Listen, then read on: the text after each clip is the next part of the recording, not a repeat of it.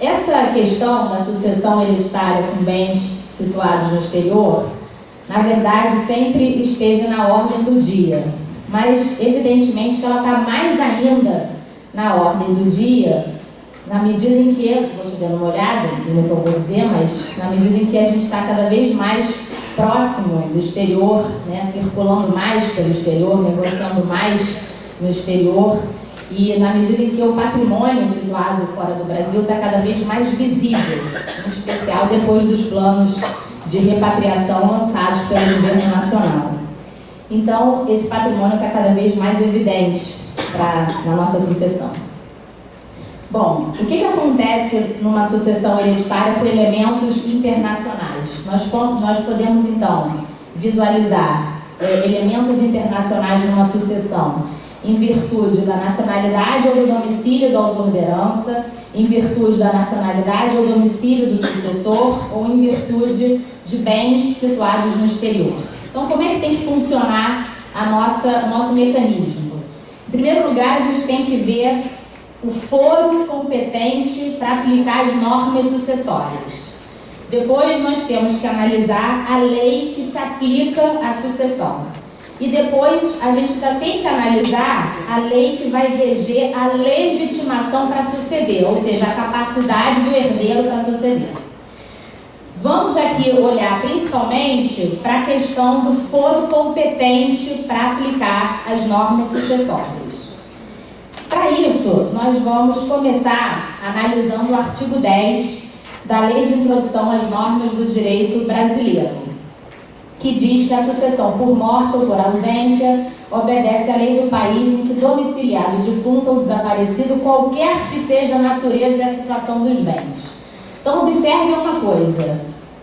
No inventário processado no Brasil, o juiz pode aplicar uma lei estrangeira, na medida em que o falecido seja domiciliado no exterior. O que acontece? No direito internacional privado, cada país vai eleger um critério de conexão, conforme a sua decisão interna. Pode ser a lei do domicílio, pode ser a lei da nacionalidade, pode ser a lei da residência habitual, que tem sido um critério cada vez mais utilizado no direito internacional privado, pode ser a lei do lugar onde estão situados os bens. O nosso direito brasileiro elegeu como critério de conexão a lei do domicílio do autor da herança.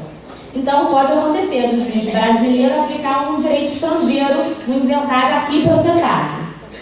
Portanto, e há uma exceção, que é a palestra do nosso Luiz Paulo, porque se a lei nacional do decujus for mais benéfica para o cônjuge e para os filhos brasileiros, então eu aplico a lei nacional do decujus.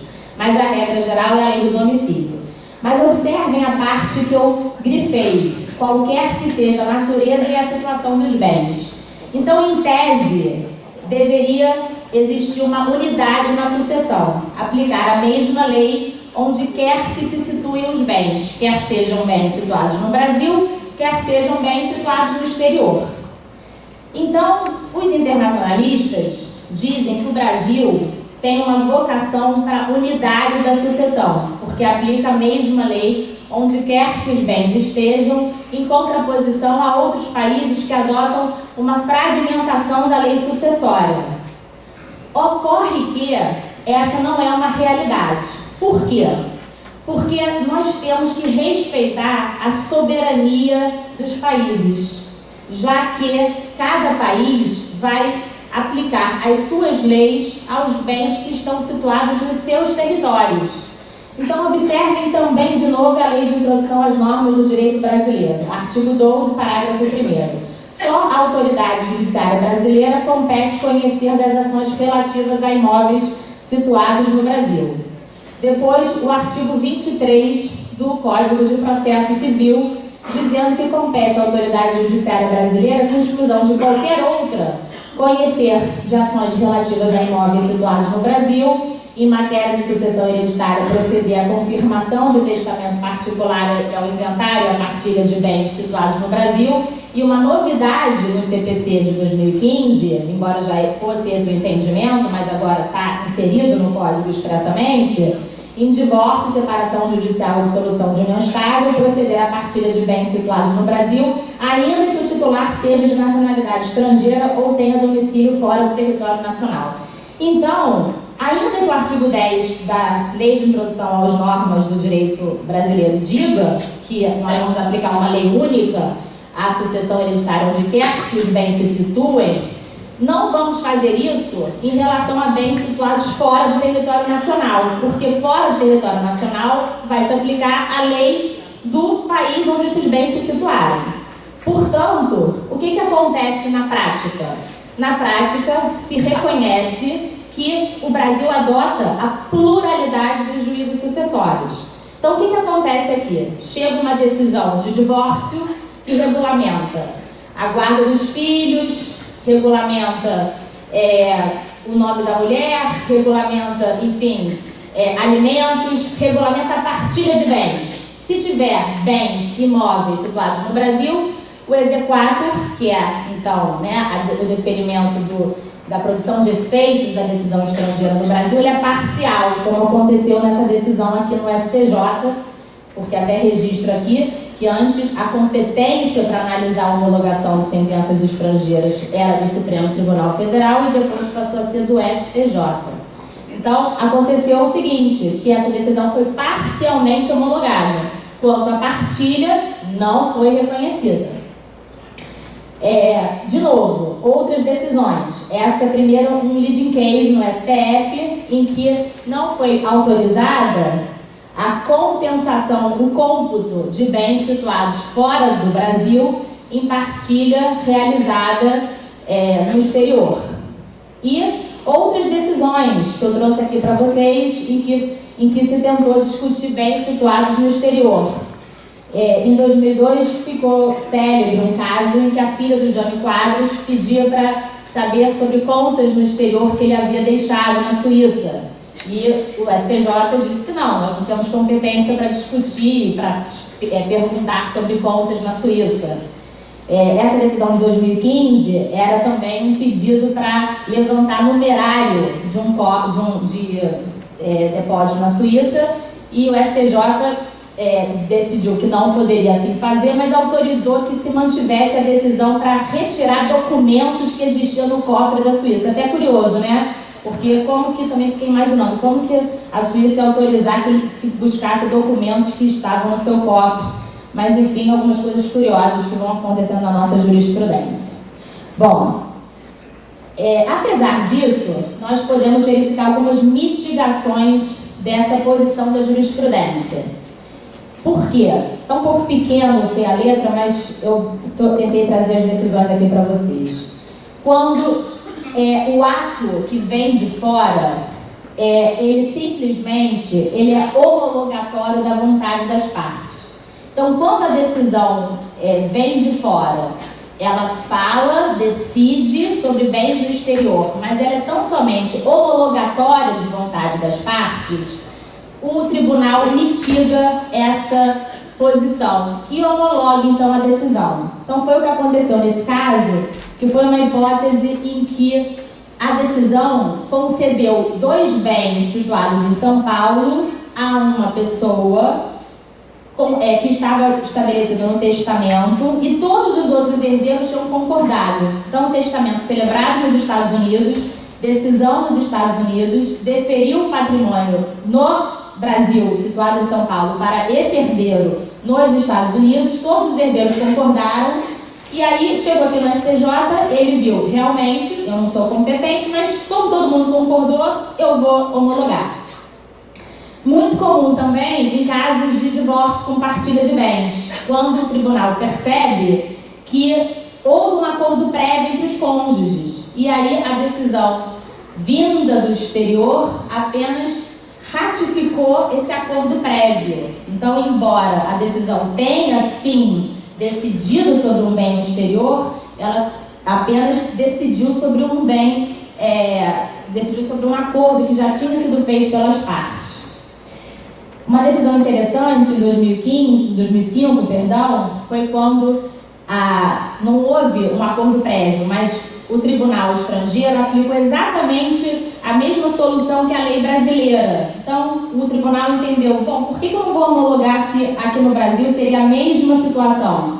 Então, vou homologar porque a situação seria igual se eu aplicasse a lei brasileira. Então, economia processual, eu vou homologar. Ou seja, situações nas quais há alguma mitigação, em regra geral, quando há um acordo prévio entre as partes, quando a decisão a ser homologada apenas ratifica algum acordo anterior.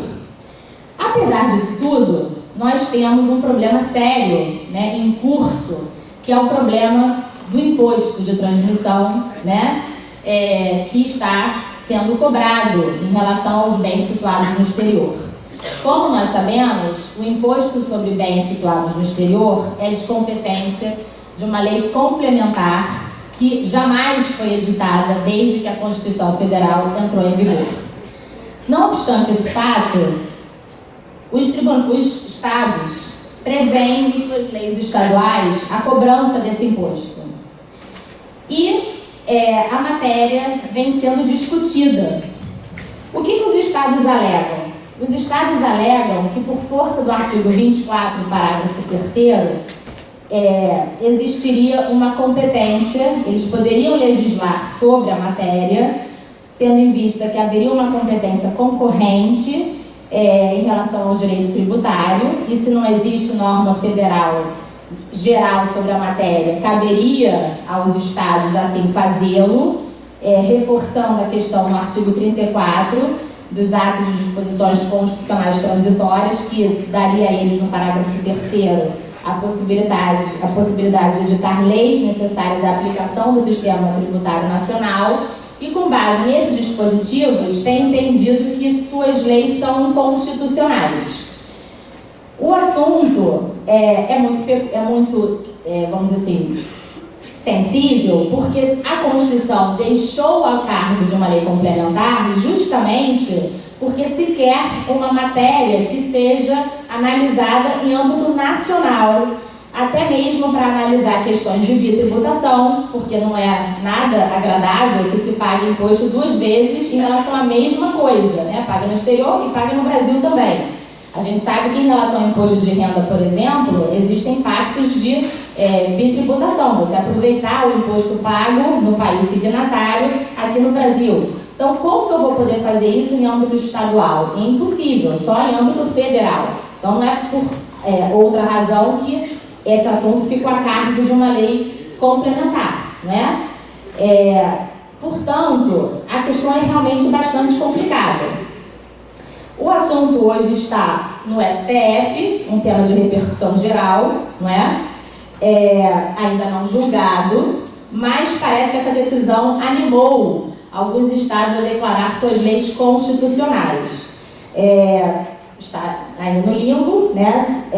No Rio de Janeiro foi declarada constitucional a nossa lei, no âmbito aqui do órgão especial. Eu fiz uma pesquisa, sem objetivo de, enfim, esgotar os estados, mas pesquisei em alguns lugares.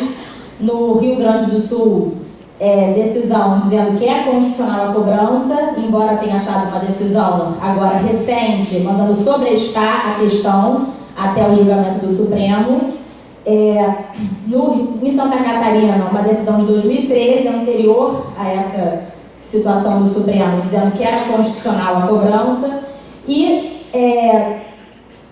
E São Paulo, desculpa, aqui em São Paulo, que eu não sei por que não está aparecendo aqui, vou voltar, mas São Paulo tem uma decisão que determina que é inconstitucional a cobrança.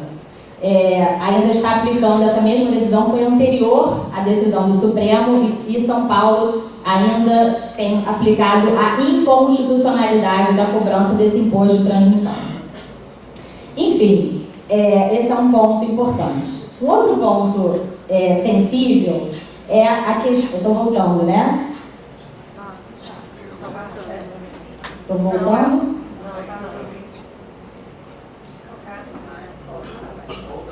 Estou voltando. Então agora eu estou indo, certo? Outro ponto sensível é a questão do cômputo dos bens situados no exterior para fins de partilha. Porque se a gente não pode conhecer desses bens, existe uma discussão se a gente pode contabilizar esses bens na partilha. Ok, a gente não vai decidir sobre esses bens lá fora, mas a gente pode computar esses bens na partilha, não é? Podemos então considerar a existência desses bens? Observem que a gente hoje vai encontrar uma declaração de imposto de renda toda estabelecida, tudo que tem lá fora, a rigor, né? Podemos então contabilizar esses bens. Não raro nós encontramos histórias de pessoas que querem mandar todo o patrimônio lá para fora, não é? Para então não estabelecer a sua sucessão conforme a lei brasileira, não é? Quantas histórias nós já encontramos sobre pessoas que assim quiseram fazer, não é? Não, mandou tudo lá para fora, não ficou nada aqui. Então, podemos assim fazer? Podemos contabilizar esses bens lá fora para uma partilha aqui no Brasil? Essa é uma questão bastante complicada. E no âmbito do Superior Tribunal de Justiça, nós temos encontrado decisões que têm mitigado essa situação no âmbito de dissolução de sociedade conjugal. Mais de uma vez, o STJ, ele considera bens situados no exterior em partilha de sociedade conjugal. Já houve, inclusive, em caso de um casal que era casado no regime da comunhão universal de bens, em que o tribunal mandou esperar a partilha no Líbano para saber se lá ia ser aplicado o regime de comunhão universal, para depois ver o que ia fazer aqui no Brasil em relação à dissolução da sociedade conjugal. Então, nesse caso, né, o tribunal mandou contabilizar o patrimônio. Mas será que a gente pode, então, fazer dessa forma? Né? Então, alguns internacionalistas têm dito, olha, essa contabilização dos bens lá fora, eu compatibilizo o artigo 10 da Lei de Introdução às Normas do Direito Brasileiro, que manda eu aplicar a mesma lei para todos os bens, com a pluralidade nos juízos sucessórios. É só eu contabilizar. Eu contabilizo os bens, faço uma conta só com a igualdade entre os filhos ou com a igualdade entre os cônjuges. Não significa que eu estou decidindo sobre esses bens, cada país vai decidir conforme esses bens, mas aqui eu faço a conta, eu faço uma compensação, como se fosse uma colação, como a gente conhece no direito sucessório, né? Mas não parece que as coisas sejam tão simples assim, embora possa nos parecer, talvez em alguns casos, a justiça, né, do caso concreto.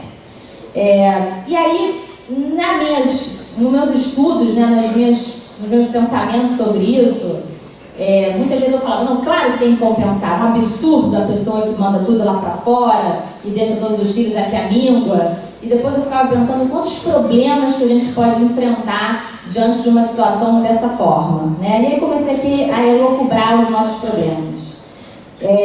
Então, por exemplo, né, como que a gente vai analisar o regime jurídico que foi aplicado àquele bem no exterior? Eu vou analisar, então, que lei que o Estado estrangeiro aplicou? Foi também a lei do domicílio? Foi a lei da nacionalidade? Como que regime jurídico que foi aplicado àquela transmissão hereditária? Será que se tivesse sido também a lei do domicílio, tal qual o Brasil fez, eu não posso fazer a contabilização? Nas hipóteses em que o bem tenha sido partilhado segundo as normas do local apenas para um dos herdeiros, depois ele poderia sustentar que, já que ele ficou sozinho com o bem, foi da parte disponível e não da parte legítima? Será que seria tão simples assim, ou simplesmente trazer o bem e fazer uma conta por igual? Numa situação como essa, porque a pessoa tem aquela cota disponível, que são 50%, que eu posso deixar para quem eu quiser, não é?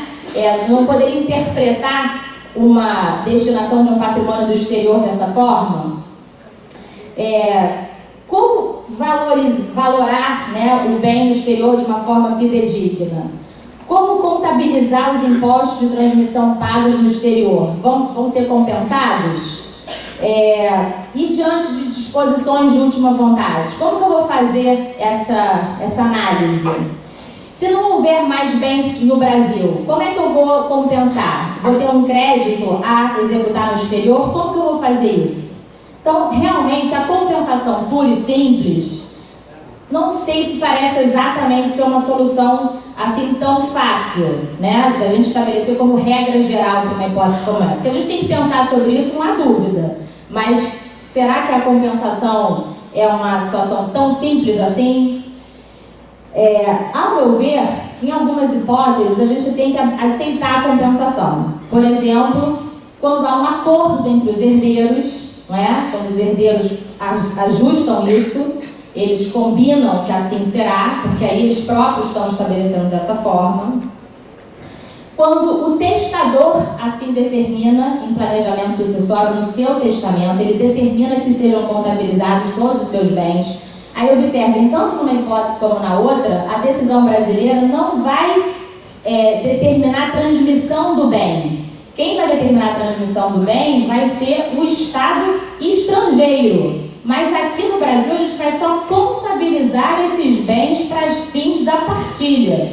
Porque assim foi determinado em acordo pelos herdeiros ou assim foi estabelecido pelo testador em sede do seu testamento, em sede do seu planejamento sucessório. Mas a transmissão, a execução da transmissão vai ser feita pelo país onde o bem estiver situado.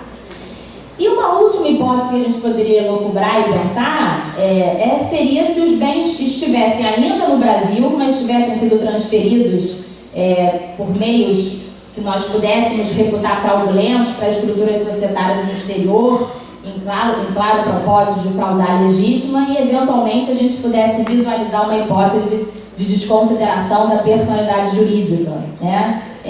Que não seria exatamente uma compensação, mas seria uma outra hipótese, um outro instituto aqui para a gente discutir. Mas uma compensação pura e simples como regra geral não me parece ser a melhor solução.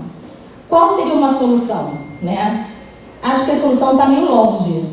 A solução está longe, mas seriam acordos internacionais. Está na hora da gente realmente pensar em acordos internacionais, né? Os estados têm que se aproximar nesse ponto. A gente se aproximou, por exemplo, em acordos de cooperação internacional de combate à corrupção, né? E fomos bem-sucedidos. Também talvez possamos nos aproximar também para acordos dessa natureza. Claro, eu mencionei aqui como exemplo o regulamento europeu, não tenho essa pretensão. O regulamento europeu de sucessões é algo super complexo, envolve todos os Estados-membros, prevê que uma autoridade aplicar uma lei única para toda a sucessão da pessoa é algo bastante interessante, mas é um exemplo em que todos os países se uniram para estabelecer uma uniformização da sucessão. Os acordos não precisam ser multilaterais, podem ser bilaterais, por exemplo. É uma ideia, é uma forma de ajustar. É claro que isso está longe, mas a maneira mais segura de se fazer é através de acordos internacionais, onde realmente a gente vai ter uma segurança, porque de outra forma nós vamos ter muita discricionariedade de um juiz aplicando uma mera compensação da forma como ele entender, ora ela é disponível, ora não é disponível, ora compensa o imposto pago, ora não compensa o imposto pago, que norma que ele aplica. Então, a maneira mais segura da gente fazer isso é, sem dúvida nenhuma, através de acordos internacionais que venham a resolver essa situação. E, sem dúvida, também através de uma reforma sucessória e tributária que estamos tanto querendo, né? Porque nós não podemos simplesmente trazer os institutos estrangeiros de uma forma tão simples para a nossa realidade, né?